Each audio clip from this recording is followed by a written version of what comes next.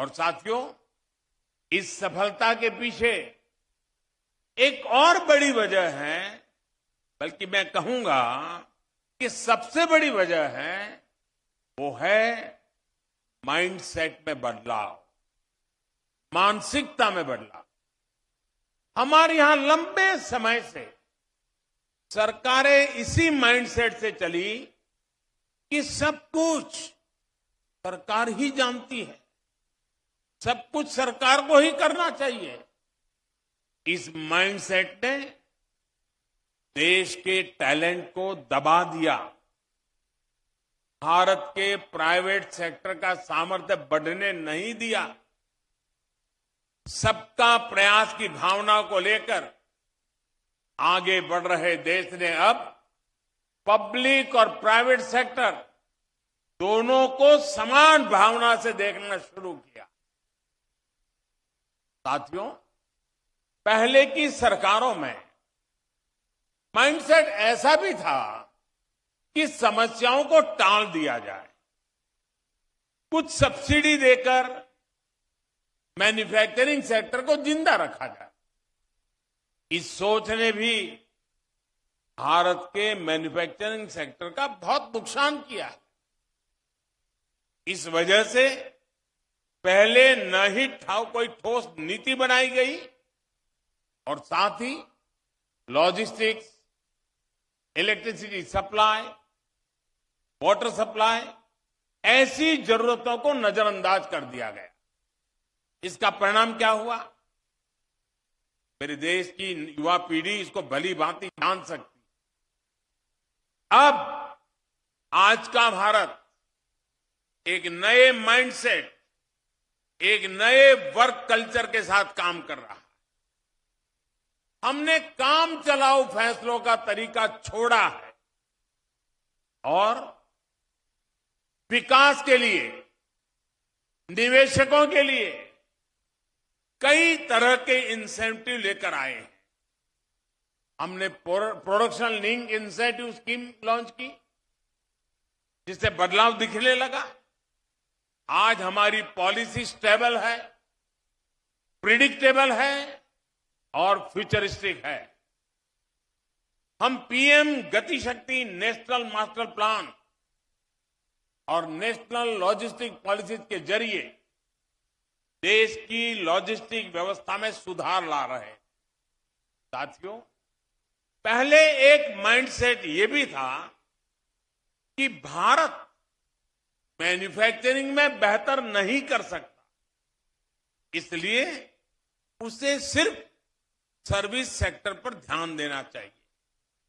आज हम service sector भी संभाल रहे हैं और मैन्युफैक्चरिंग सेक्टर को भी समृद्ध बना रहे हैं। हम जानते हैं कि आज दुनिया में कोई भी देश सिर्फ सर्विस सेक्टर या सिर्फ मैन्युफैक्चरिंग सेक्टर का विकास करके आगे नहीं बढ़ सकता।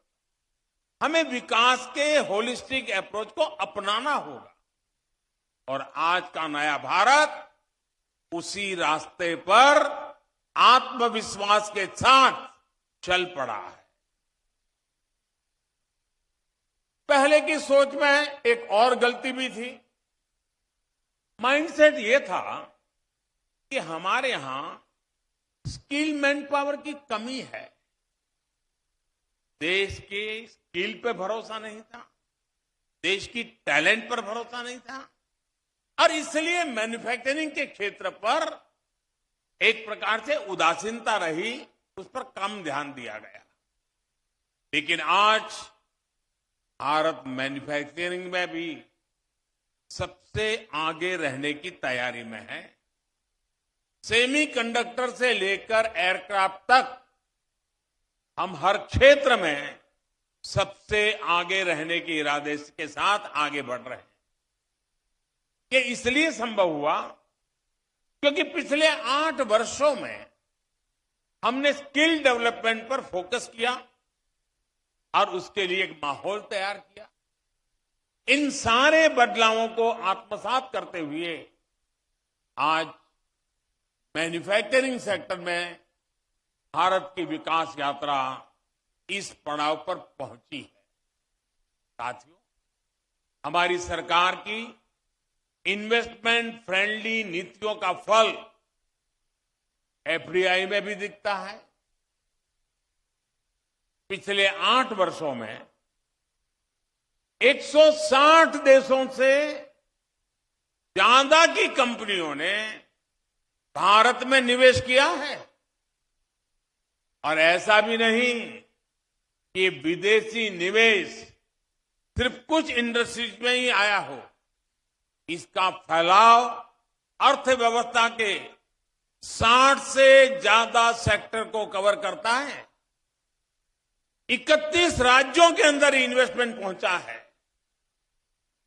अकेले एरोस्पेस सेक्टर में ही $3 बिलियन से अधिक का निवेश हुआ है।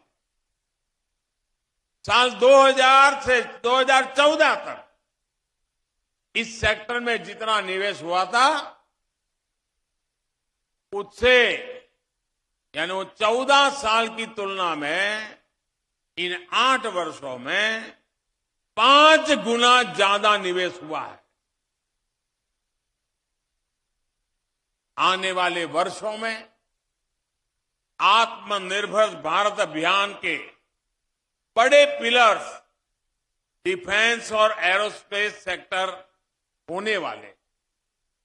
हमारा लक्ष्य है कि 2025 तक हमारी डिफेंस मैन्युफैक्चरिंग का स्केल $25 बिलियन पार कर जाएगा। हमारे डिफेंस एक्सपोर्ट भी $5 बिलियन से अधिक होंगे। उत्तर प्रदेश और तमिलनाडु में विकसित हो रहे डिफेंस कॉरिडोर से भी इस सेक्टर को स्केल अप करने में मदद मिलेगी। वैसे मैं आज देश के रक्षा मंत्रालय और गुजरात सरकार की भी भूरी भूरी प्रशंसा करता हूं, तारीफ करता हूं। आपने देखा होगा कुछ दिन पहले उन्होंने गांधीनगर में बहुत शानदार डेफ एक्सपो आयोजन किया। डिफेंस से जुड़े सारे इक्विपमेंट्स का वहां बहुत बड़ा कार्यक्रम हुआ।